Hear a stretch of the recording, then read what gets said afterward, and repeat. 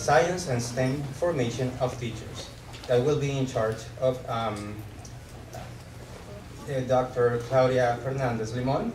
Let me speak about a little about her formation. Dr. Fernandez has a PhD in education. Her research areas are cognitive process and teachers training. She has participated in different national and international congresses, courses, and workshops to parents, teachers, and principals.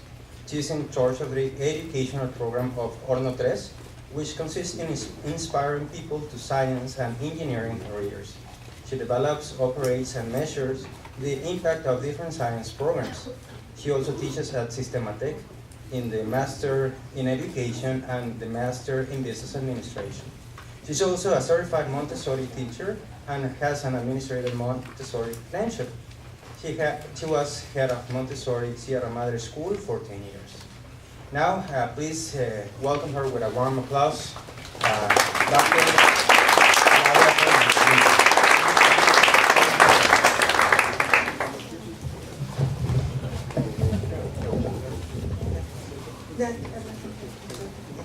Thank you very much. I really feel very happy to be here with you in this moment, especially with teachers. I really like to speak to teachers because we speak the same language.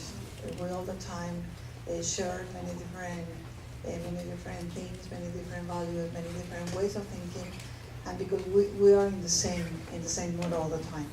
I'm going to share a little bit what we do at Horno 3. Who has been at Horno 3? Who has been there? Okay, good. Very good. Your teachers, you must be there. We do a lot of science stuff there. We have different programs, and we're going to talk about a science program today. We're going to talk about the science and STEM curriculum that we have at Horno 3 and the special teacher training that we do there. Okay? Our mission at Horno 3 is to inspire young people to science and technology. We need people to study science and engineering careers because we need technology that has to be developed in Mexico, not to import technology all the time. We need technology that has been developed by Mexican people because we have the talent to do that. We need to inspire our young children to science and technology all the time because they don't know that science exists because the programs in their regular schools, they don't foster science and technology as it should be done. Okay, so our main objective is that to motivate new generations to study science in a very fun and different way. We do that. But we have some issues that we have to address here. We really believe that STEM education is for our risk students. We work with very low-income students most of the time. 90% of the people that go to Horno 3, you see that the place that is beautiful, that's very clean all the time. But 90% of the people that go to Horno 3, they are very low-income people, and they don't pay their entrance. Someone pays their entrance for them. We have a program that we get the money, and so we give the free entrance to that people, but someone pay the entrance for them. So, okay. So when did STEM started to develop? STEM, the acronym from Science, Technology, Engineering, and Math. When Russia launched the first artificial satellite many years ago, the young generations in different parts of the world, they say, oh, science is there. We want to go to the space. We want to be there. We want to be in different other places. We like the space. We like astronomy. And so that's when science became a real important part of that curriculum. But many countries failed in that they were very left behind, as Mexico was on those times. So we developed 9 years ago a Science and STEM Formation for Teachers program. This is a very successful program. We have here Yolanda that is in charge of the program, and we really like to do that. We're going to have a video here first, and then I'm going to explain a little bit about it. Okay? Please, por favor, el video. Mm-hmm.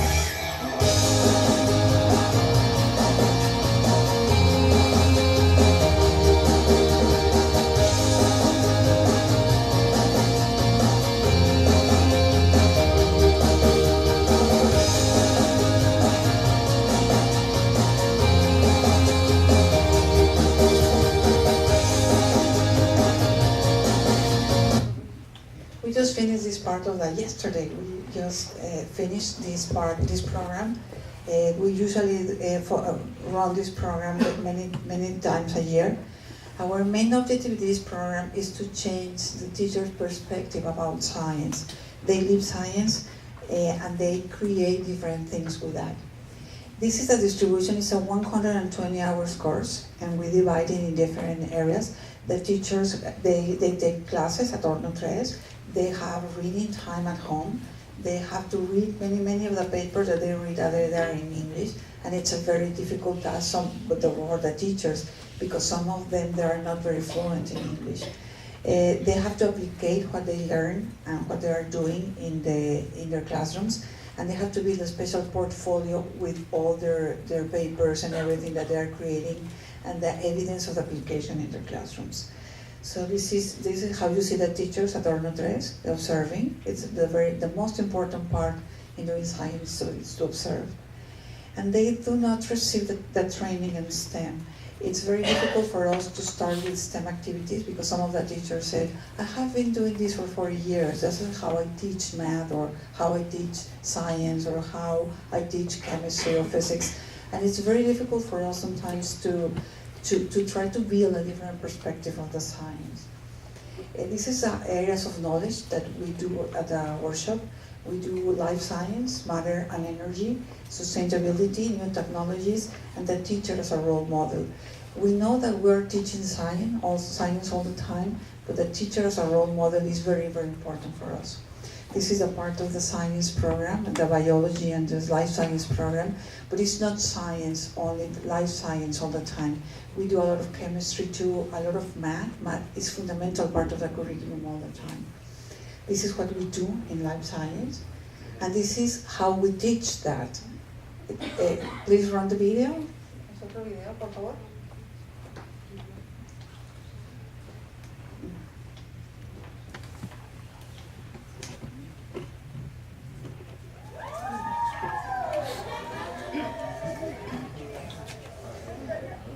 This is a very simple workshop. They build airplanes with paper, and we call that species. They are live species, and they have to follow the path of evolution.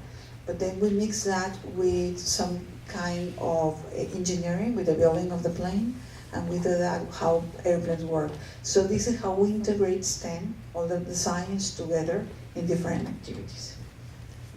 So we do a lot of matter and energy too, this process too. This is how we teach matter and energy. That's another video, por favor. Video, por favor.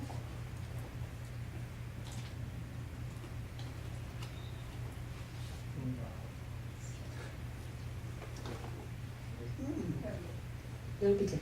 Yeah. It's a momentum workshop. It's something that you can do in your classroom with an iPhone. It's very simple. It's momentum. It's in physics, second law of physics. It's just a chain that you have on the curtains of your house with a container. That's it.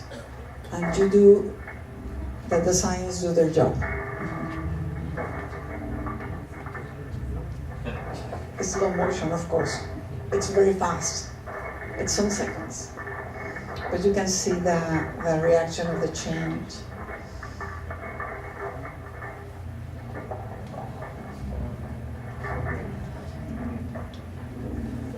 It's a very simple workshop, so kids are really interested in, very interested in how things happen in nature. More momentum on the bottom, more momentum on the top.